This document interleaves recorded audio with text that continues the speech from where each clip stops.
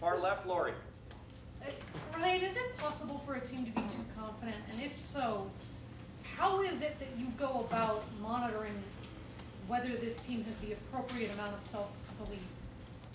Just talking to them every day and making sure that they stay hungry. But you know, a lot of coaches have always said if you stop showing up with something to prove, then you halt improvement. And so we have to make sure that we're always coming to practice, always coming to the week with something to prove.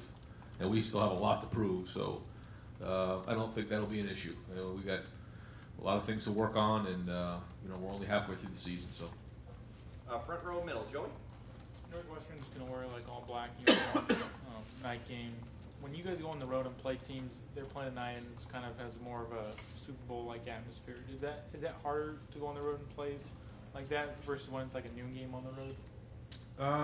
No, I mean I feel like when we go and play anywhere, it's kind of that atmosphere anyways. So it's something that we become kind of quite used to. Right next door, Bill. You mentioned the grass on the radio show 6 years ago. You weren't there, but it seemed to be like very, very high. How much of a concern is it? They may try to neutralize the speed that way. I mean, we all have to play with it. So whatever the conditions are, they are, and we worry about what we can control. But certainly can't worry about those kind of things. Both teams have to deal with all the conditions, and we'll handle whatever they are.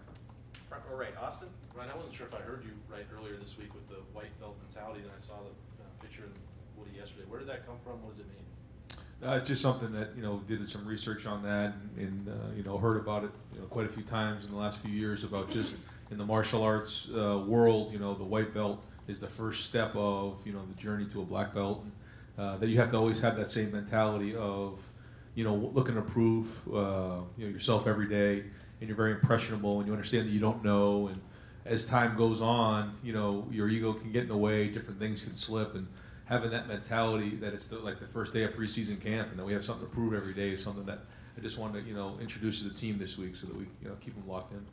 Back row right, Spencer. Ryan, what was on your 3 up, 3 forward list if you had one? I didn't do one for myself, no. I just did it for the guys. But I certainly have a lot more than 3 things to work on. Front row right, Tim. Yeah, a couple of buddies of mine, Devin and Marlo, wanted me to ask you this. So when you go against a team like Michigan State, their defense, and like Brian Hartline touched on this a minute ago, Northwestern has kind of a lot of the same principle stuff. But the main thing is they're going to be sound, et cetera, and physical. How do you get your team ready for that sort of approach of a tough, rough football game up front? Well, I think that you talk about it and you explain to them what you're up against. But anytime we play in the Big Ten, that's what we expect. I mean, really, most defenses are that way in this conference. And, we talk about it from the beginning. We practice that way. When we have the scout teams, we talk about this is their style and giving us the great look that this is what we're going to see. And when you watch film, talking to the guys about how hard that block is going to be, how hard that linebacker is going to fill that gap, what a great job we need to do identifying pressure, how much the receivers have to do a good job blocking at the point of attack, and those type of things. You just got to coach up, you got to drill it, and that's what coaching is. Third row middle, Dave. Ryan, through your self-scouting, I know you're not going to get specific, but did you notice any tendencies about your team that surprised you? Oh yeah. Anytime you look at your self-scout, you realize that there's certain things that come up that you don't really you don't notice about just different alignments, different formations, back alignments, just a lot of different things you have tendency-wise, calling on third down or first and second down, and good teams have tendencies. That's another thing, is that you also want to make sure you're doing the things that you do well, but then at the same time not making it easy for guys to target. Second row middle, Bruce. You were complimentary Monday of their defense. You say they look familiar to you. They did hold Wisconsin to 1 offensive touchdown. How do they do that? Well, just like they did last year, that led them to the Big Ten championship game. They're really sound in the run game. Again, similar to Michigan State, they have extra guys in the box constantly. Their guys up front are strong and powerful, and it's very hard if it's a single block, it's hard to hang on for very long with those guys. They really use their hands well.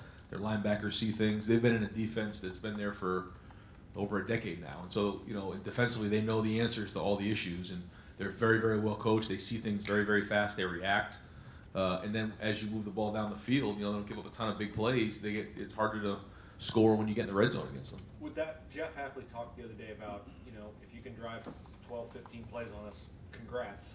Is that kind of their deal? They rope-a-dope you a little bit defensively. They be careful, not give up big stuff.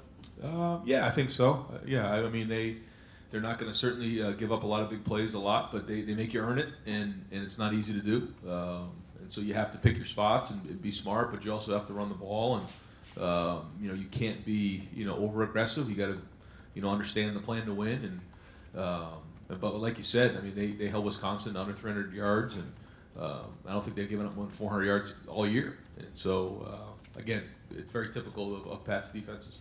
Front row left, Nathan. You mentioned only worrying about what you can control this week, but it is the only grass situation you guys play on. Do you try to control any equipment variables or anything this week, shoes, things like that? And do you even just talk to the players about the fact that this is a different surface? Yeah, we try not to overdo it, but we mentioned to them it's natural turf. We practice on the grass, and we'll have the proper footing that Kevin Reese and everybody in the equipment room thinks are best for that surface. Maybe a little bit longer cleat, but other than that, we don't really talk about it much. And final question, second row left, Bill. Ryan, as you guys did your mid-season or whatever 6-game evaluations, what was your impression of how Master has played through the first 6 games, and is there any sense that you'd like to get him more involved or involved earlier, given how well JK's played? No, I think that he's had a good first 6 games. He's kind of on the trajectory that we would hope that he would be on midway through the season. And I think, the more he plays, the better he'll get. But as of right now, I think his role is pretty good. And really last week was the first time we had played 60 minutes where we get a feel for how that balance is going to go throughout the game. I think it'll change on a week-to-week basis based on how the game's playing out. But I kind of like the way their roles are right now. And but that doesn't mean he's going to get more opportunity in the second half of the season. Great. Coach, thank you very much. Thank you, Brian.